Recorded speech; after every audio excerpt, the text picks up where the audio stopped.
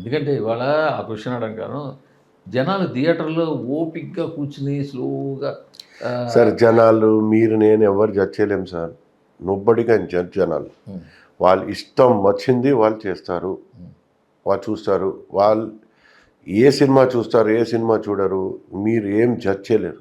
Nobody has Telugu audience judgement. What they will like, what they won't like. They are like gods. We don't know. మనకు ఎరక లేదండి. అంటే morning show పెడితే కానీ మనం ఏం చేయలేం. ఏం చేయలేం. అది స్లో చూస్తారా, ఫాస్ట్ చూస్తారా, అప్పుడప్పుడు స్లో చూస్తారు, అప్పుడప్పుడు ఫాస్ట్ చూస్తారు, అప్పుడప్పుడు ఇది చూస్తారు, అప్పుడప్పుడు అది చూస్తారు. ఎట్లా చెప్తారు మీరు? హ్మ్. అట్లా ఏం లేదు.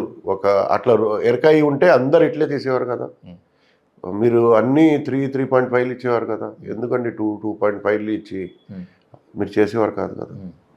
అది సో మార్నింగ్ షో పెట్టేదాకా ఫింగర్ క్రాస్ చేసుకుని కూర్చోవాల్సిందే. అంతే అంతే. మనకు ఎరకలేదు వాట్ దే విల్ లైక్. మరి మేకింగ్ ఎలా చేస్తారు? ఒక కాన్ఫిడెన్స్తో, డైరెక్టర్ మీద కాన్ఫిడెన్స్తో, హీరో మీద కాన్ఫిడెన్స్తో పోతారు అంతే. ఇంకేముంది. ఇది జూదమే కదా సినిమా వ్యాపారం.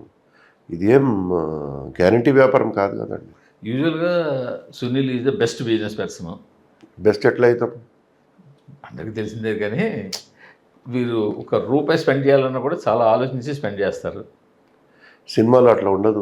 కానీ ఈ సినిమా మీకు వచ్చేసరికి ఆల్మోస్ట్ 100 to 150 crores. లేదు 150 crores ఎవరు చెప్పారు? 120 crores అయింది. దగ్గర మీ పార్ట్నర్ చెప్పారులేండి కానీ ఐ డోంట్ నో.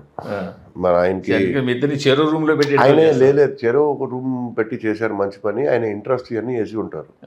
నేను ఇంట్రెస్ట్ వేయను కదా. ఇప్పుడు మా ఓన్ పైసలే కదా పెట్టింది. ఇంట్రెస్ట్ వేసి చెప్పి ఉంటాడు 2 సంవత్సరాలు అయింది అని.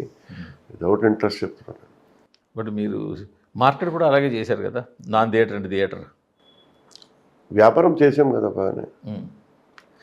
47 crores ఓటీటీ అమ్మాం అని బాగానే చేశాం.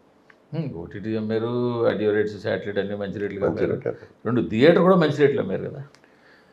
థియేటర్ మంచి రేట్ అంటే ఓ 4 ఏరియాలు పోయింది. ఆంధ్రాలో సీరియట్ అమ్మినాం అంతే, ఇంకేం లేదు. కర్ణాటక, బెంగళూరు, తమిళనాడు, బెంగళూరు పోయింది. కేరళ ఇప్పుడే అయింది. ఈ సినిమాకి నాగార్జున ఒప్పించడం చాలా కష్టమైందేమో. లేదు నాగార్జున గారి కష్టం ఏం అవ్వలేదు. ఆయన స్టోరీ వినగానే నచ్చేసింది. శేఖర్ గారు కొన్ని ఆల్టర్నేట్స్ ఆలోచించారు. బట్ లాస్ట్లో వచ్చి ఒకరోజు నాగార్జున తప్పితే నాకు ఎవరు కనిపించలేదు, సారే కావాలి అన్నారు. మేము చాలా హ్యాపీ అయి ఫోన్ చేస్తే ఆయన కూడా పాపం 1 minute ఒప్పుకున్నారు. ఆయన గ్రేట్ పర్సన్. కానీ ఆయనే కావాలి అనుకున్నప్పుడు కొంచెం ఖర్చు ఎక్కువైందేమో. అది మీరు అడగకూడదు సార్. సరే వదిలేస్తాను, నాకే అభ్యంతరం లేదు.